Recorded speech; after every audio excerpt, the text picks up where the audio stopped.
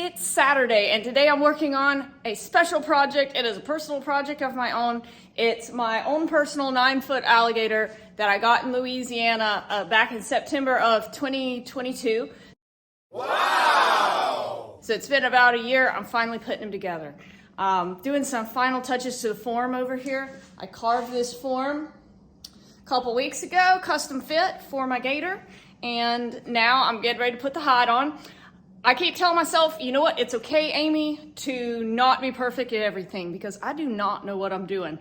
I'm gonna kind of mount it with the same techniques that you would a mammal, but really I don't know the ins and outs of alligator taxidermy. This is the first reptile I've ever done. So it's gonna be a big experiment. It might not turn out perfect, but it's my gator, and I'm just looking forward to seeing how it goes. And here is Al on the floor. Got him laid out. He's tanned. His mouth is super cool. So kind of like we cut away in here. I'm going to have to stitch up in there and create a new mouth insert. That would really hurt your hand if it fell on you. But the hide is tanned.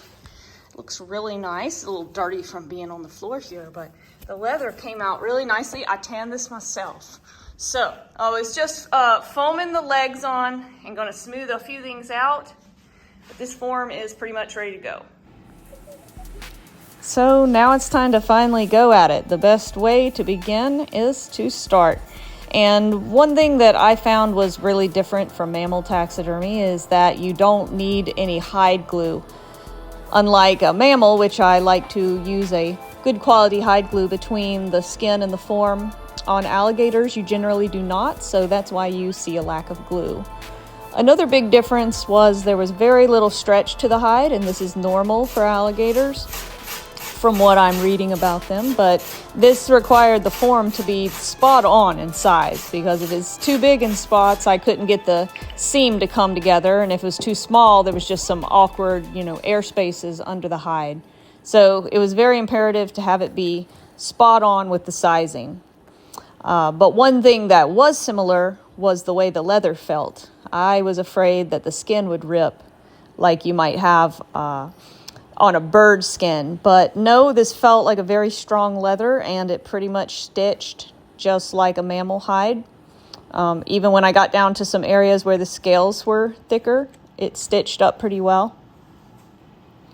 Now, this was a kind of fun part. I got the mouth positioned in the way I wanted it to be open. And then I mixed up some basic 2-part foam. This is just regular taxidermy foam, but I did add some pink colorant to it to allow it to have a bit of a pink color and kind of help guide me a little better as it began to rise.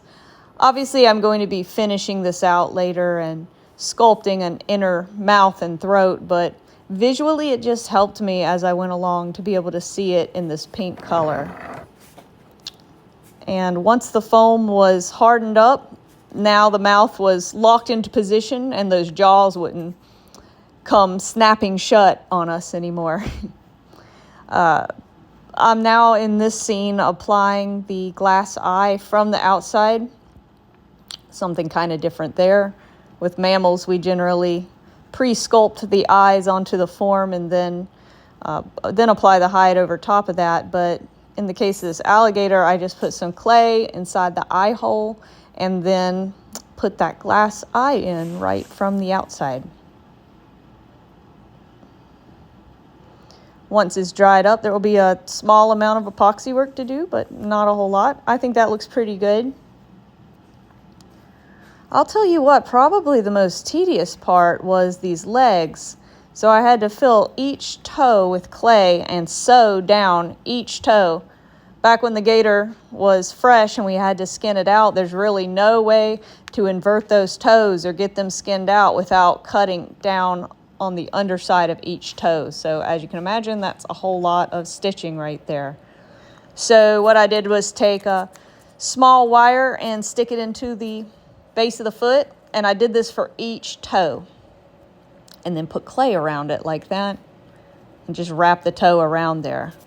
And I ended up using some super glue to kind of hold those in place. I did do some stitching on the toes I stitched down each one, but I didn't get too crazy with it. The glue helped. And in the end, once it was fully dry, I ended up going back over that with some epoxy sculpt to really blend in those rough seams. Here in this scene, I'm just trying to get the toes kind of basically set in place. And then for the home stretch, I'm just stitching right down the middle of the belly. And here he was right after I finished sewing him up that day. And after he was dry and finished, I put him on top of this loft that I have in my shop. So when you walk in the door, this is what you see as you look upward. And his tail reaches all the way up to that 17-foot peak. It's a perfect way to display him and get him off the ground. I am really happy with how this turned out. I really couldn't have been any happier for my first gator. Thank you for watching my video, and I hope you enjoyed this.